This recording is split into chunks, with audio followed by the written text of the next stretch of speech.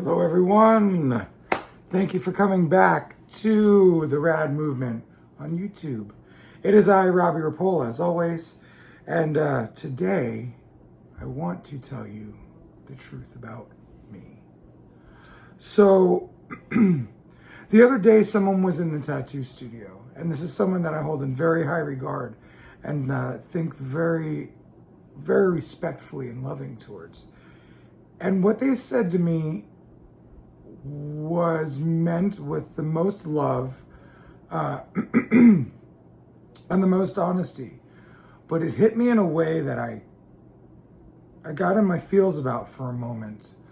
And if you're watching, I'm okay. I made it through.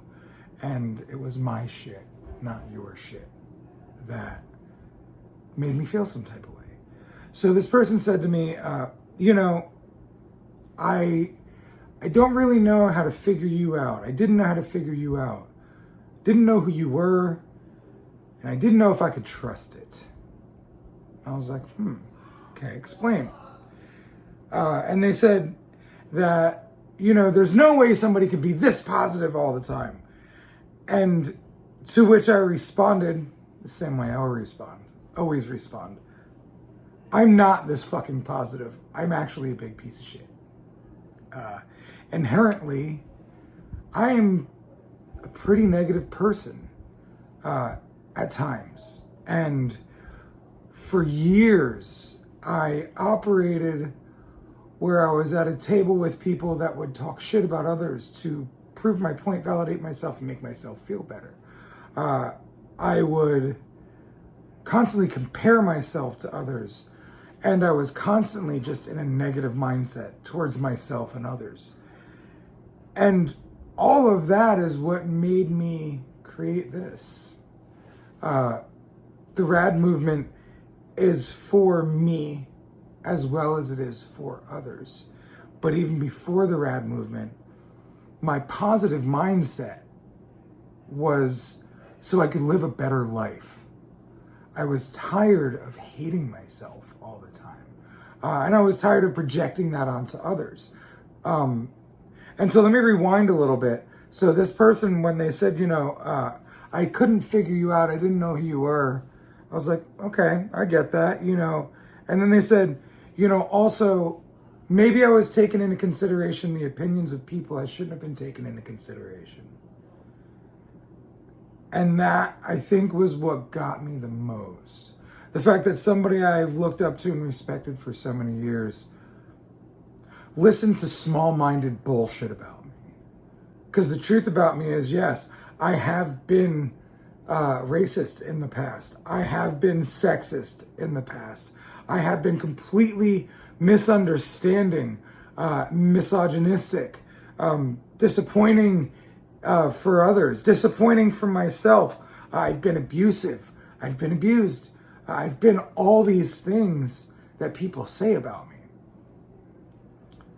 The truth of the matter is, it's not what I've been, it's who I've become from that.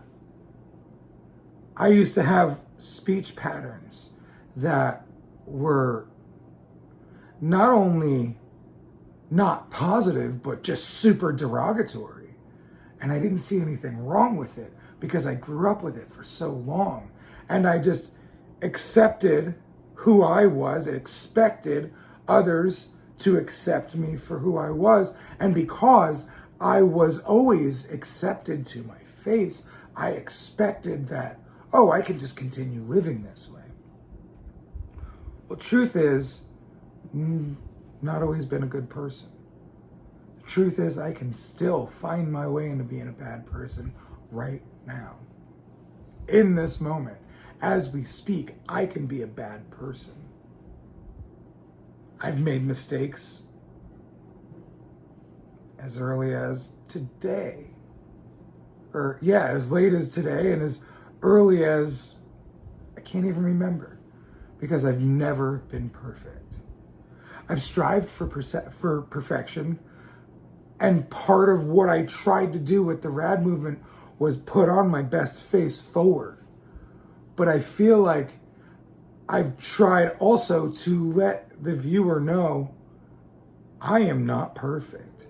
I have never been perfect. I don't claim to be perfect. And if I did ever claim to be perfect, I was just fucking scared that you were going to find out the real me under all of the positivity, all of the love, and all the good that I try to put out. I figured that y'all were going to find out I was a big piece of shit and hate me. I now know that's not a struggle I need to worry anymore. That's not a cross I need to bear.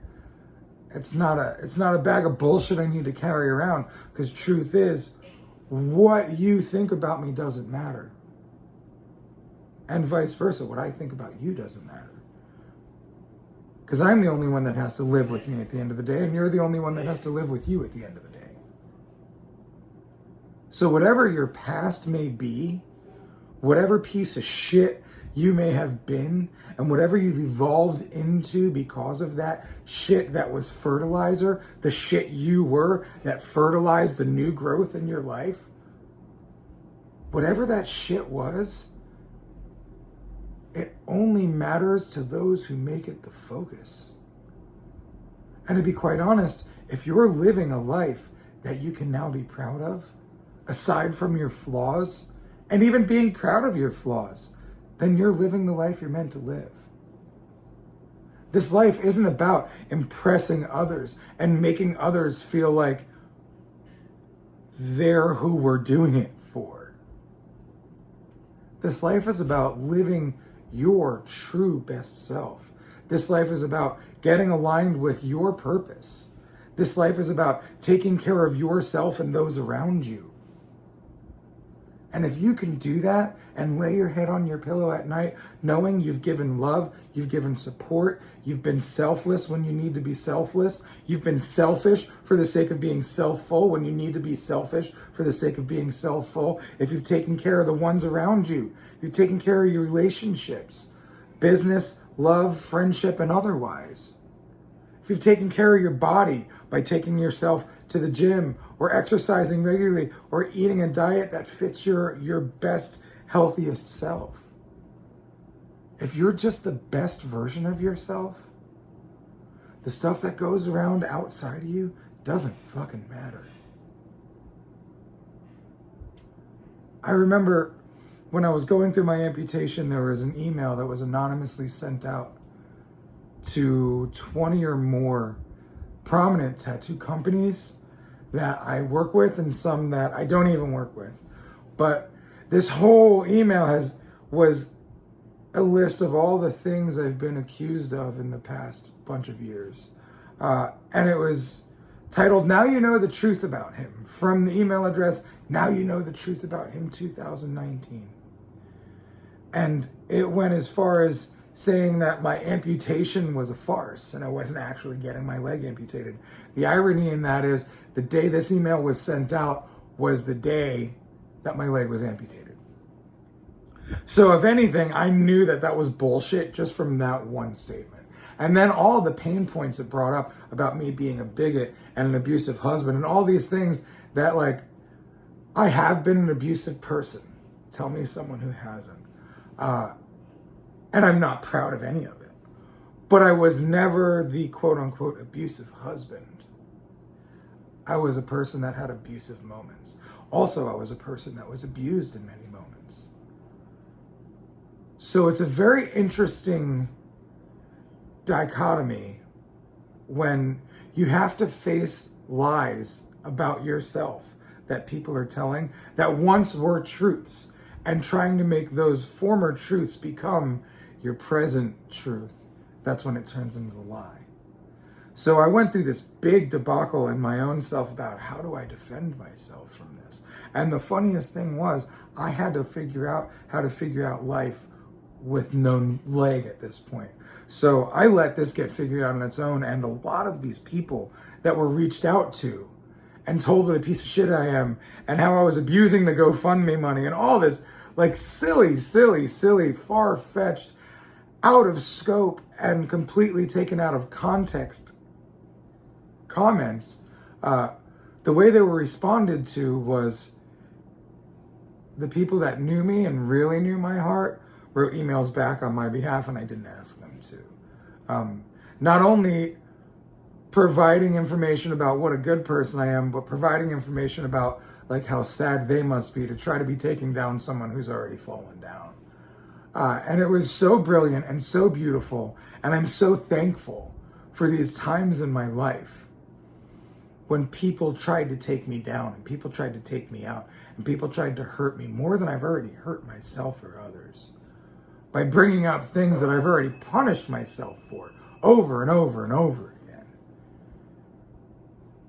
And it just makes me realize that in these moments like the other day, when someone says things like, hey, I shouldn't have been listening to people who had opinions about you that aren't aligned with who you are. That was all I should have heard. And then on top of that, I should have taken all the good that was given to me. But for a split second there, I got stuck in the, man, this really hurts. And it was funny, so I brought it up to Donna after the day was over, and she brought up the truth, like, this isn't who you are, this is who you were at times, and it was not even all the way true. So why are you stressing yourself? Why are you letting the opinions of others affect you when you know what other people think about you is none of your fucking business? And it was interesting because then we went out to a birthday party for a friend of mine who is deceased, but his widow threw a party. And so we all went out, and my social anxiety kicked up, and I didn't want to go, but I knew it was where I was supposed to be. And then that night it was wild because I was overly approached with love and goodness from so many different people, from so many different walks of life, with so many different stories. But the main thing was, you have helped me in my life. I love and appreciate you. My children love and appreciate you. And it was interesting. So earlier in the day, I had that thing that kind of fucked me up. And then later in the day, I was bombarded with love from so many different directions at a random bar. So just remember to adjust your focus on what's truly important. If it hurts you, that's fine. It's probably an indicator that that's something you need to heal. But don't get so stuck in the hurt to forget to see the healing that's happening, that's happened, and that's available to you. I am lucky that I decided to continue moving forward with the RAD movement when it was an idea in my brain. When it started out as I'm RAD movement and transferred over to Truly Rad movement and now is the Rad movement, and all the incantations it's going to take on from this point forward.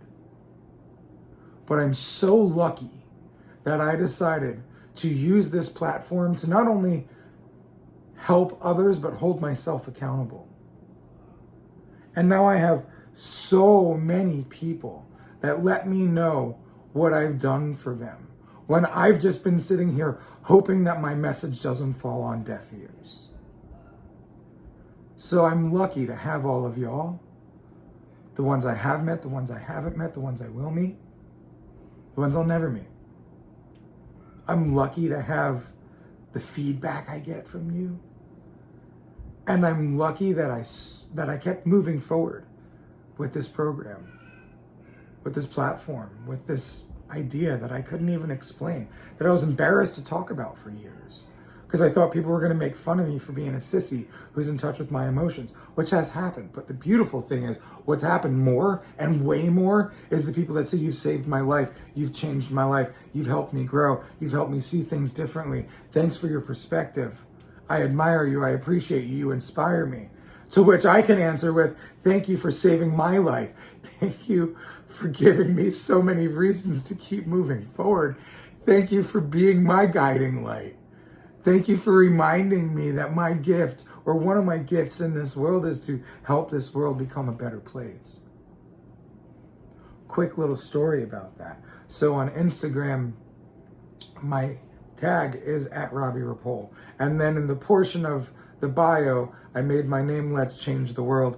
And for years, I couldn't figure out why I couldn't get my account verified. But Instagram kept telling me your account can't be verified. And I'm like, why? This is so weird. And then with the new Meta badge verification, I was like, cool, I can protect my accounts. And the bit of information that came out was, you need to make sure your name on your bio is your name. So for years, I felt less than because I couldn't get verified. But really the thing that was standing in my way was the fact that I didn't write my name in the bio. My name was Let's Change the World. Because my name was my tag. So after the meta verification thing, and they denied me for meta verification, I'm like, I am paying you to verify me. What the fuck is wrong here? Yeah, I found out that it was just because I didn't have the name in the right spot. So something I felt less than for so many years about was actually just a micro adjustment that I didn't know the information on. So think about the things in your life that just require a micro adjustment to make a major shift. One of those things is probably how you're viewing yourself from your past and all your failures and all your shortcomings versus how you could be and probably should be viewing yourself with all of your accomplishments, all of your growth, all of your evolution. One night at dinner, me and Donna and Jaden were talking, and Donna let me know that I wasn't taught how to regulate my emotions early on in life, and how far I'd come in that process by creating that for myself. And I didn't realize how far I'd come until that point. And when I start shifting and paying attention to the things that point towards all of my growth rather than pay attention to all of the lack, wow, my life has changed. Just in the last month, I decided to write some positive affirmations on my mirror in my bathroom, and I read them every time I brush my teeth, twice a day, and then sometimes more when I'm walking by. And it's changed my life in a vast way. Different than when I used to read my affirmations every morning in a journal. So find out what works for you. Find out how you're going to listen to the truth about yourself rather than the lie about yourself. Because it's very easy to tune in on what the lie really feels like and how much of an imposter you feel like on a regular basis. But the truth is, you have so much more to offer this world. And if you stay in the lie, you're never going to be where you're supposed to be. You'll get some places and you'll have some progress. But if you live in that lie, you hold yourself back from really living in the truth. And the truth is how great you are, how powerful you are, how magical you are, how gifted and talented you are, how many people love you, how many people need you. So now you know the truth about me. The truth about me is I come from not being as good as I'd like to be. And what that produces is me being better than before. And if I can do it, so can you. I love you all. I'm rad and so are you. If you find value in any of the words I say, please like, share, and subscribe. Comment below if you have any feedback, good, bad, or indifferent. Just know if you're an asshole, I'm going to be a wise ass and give you some love in a fun way. Thanks so much for being here. Thanks so much for supporting me. Thanks so much for listening. I'm rad and so are you once again. Have a wonderful day.